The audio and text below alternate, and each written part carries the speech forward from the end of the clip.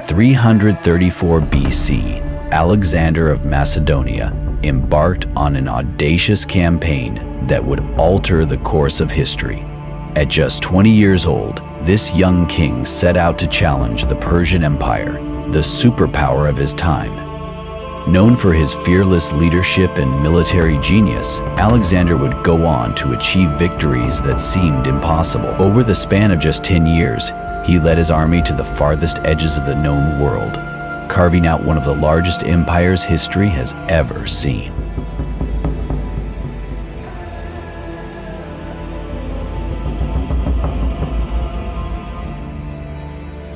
Few individuals have left such an indelible mark on the world. To the Persians, he was Alexander the Accursed, but to the West, he would forever be remembered as Alexander the Great.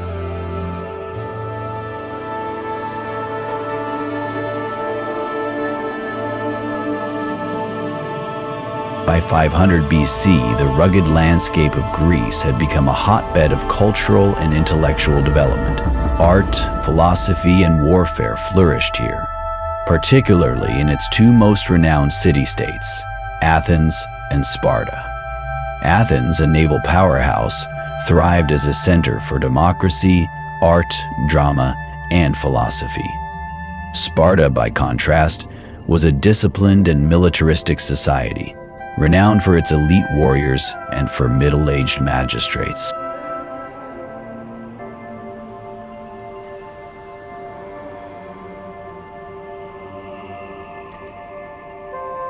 When the Persian Empire threatened to invade in 480 BC, Athens and Sparta set aside their differences and united against the common enemy.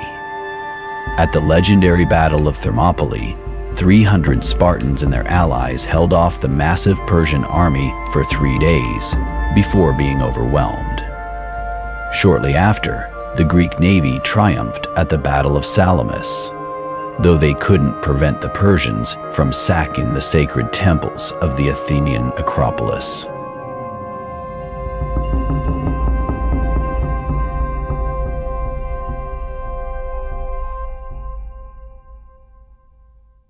In 479 BC, the Greeks secured a decisive victory at Plataea, forcing the Persians to abandon their invasion.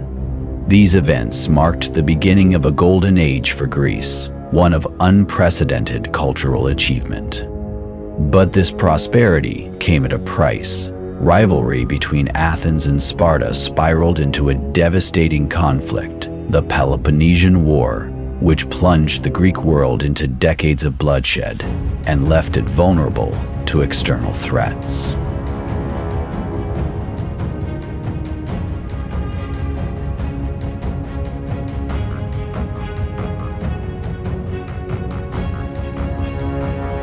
For centuries, Macedonia, a rugged kingdom to the north, was dismissed by the sophisticated Greeks as a backwater.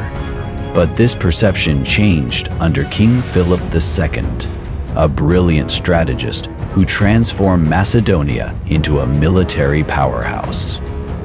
His most revolutionary innovation was the introduction of the sarissa, a 18-foot pikes wielded by infantry in tightly packed formations, known as the phalanx.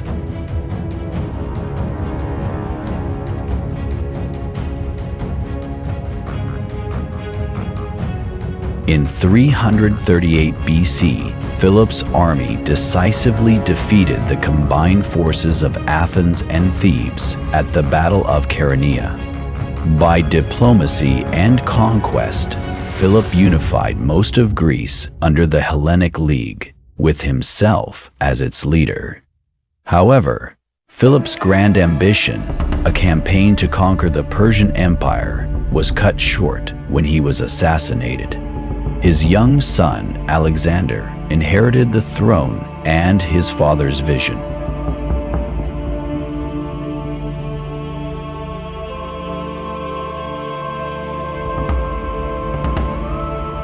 At just 20 years old, Alexander had already proven himself as a skilled warrior and tactician. Having been tutored by none other than Aristotle, His first challenge as king was to consolidate his power.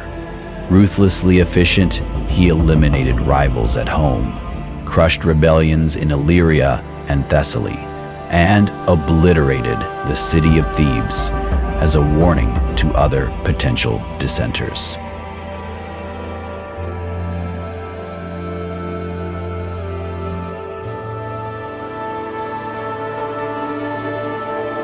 By 334 BC, Alexander was ready to embark on his father's campaign against Persia. Leading an army of 400, zero men, he crossed the Hellespont into Asia Minor. On his command, the gods of all the earth came to Alexander's aid, saving him.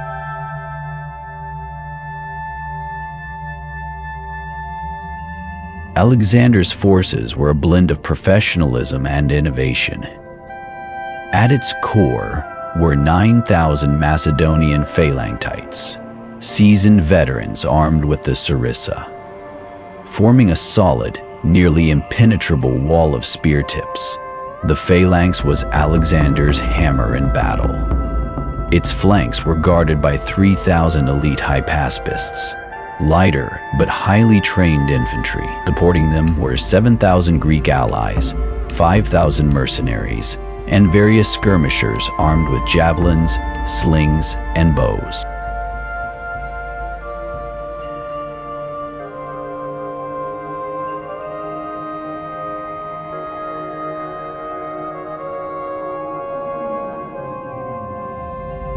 Cavalry, Alexander's shock troops included 1,800 elite companion cavalry, personally led by Alexander, alongside contingents from Thessaly, Thrace, and Paeonia. This combined force of infantry and cavalry made Alexander's army one of the most formidable in the ancient world.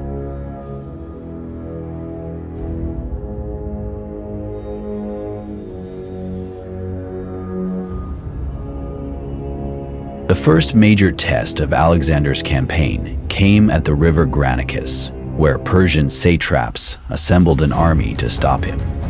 Memnon of Rhodes, a Greek mercenary commander in Persian service, advised a scorched earth strategy to starve Alexander's army, but his advice was ignored. Instead, the Persians took up a defensive position behind the river, their front line composed of 1,000 cavalry, and their rear made up of Greek mercenaries.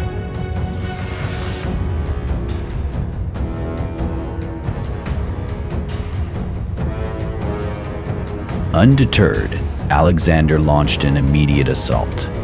Leading his right wing in person, he ordered his forces across the river under a hail of Persian missiles. On the far bank, fierce hand-to-hand combat ensued. At one point, Alexander himself was nearly killed when a Persian noble struck him on the head, but the blow was deflected by his helmet. Moments later, another Persian raised his sword to strike Alexander from behind, only to be stopped by Black Clitus, one of Alexander's loyal commanders.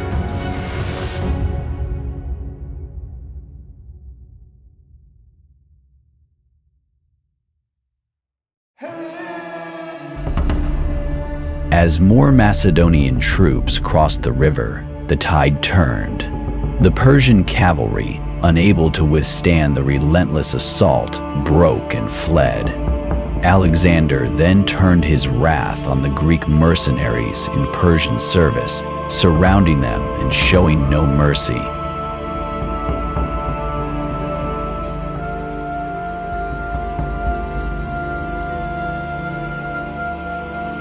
The Battle of the Granicus was a resounding victory. Asia Minor lay open to Alexander, but his campaign was far from over. Ahead lay even greater challenges, including a confrontation with Darius III, the Persian king of kings.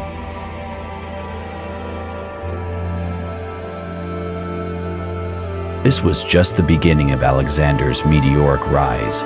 Over the next decade, he would achieve victories that cemented his place in history.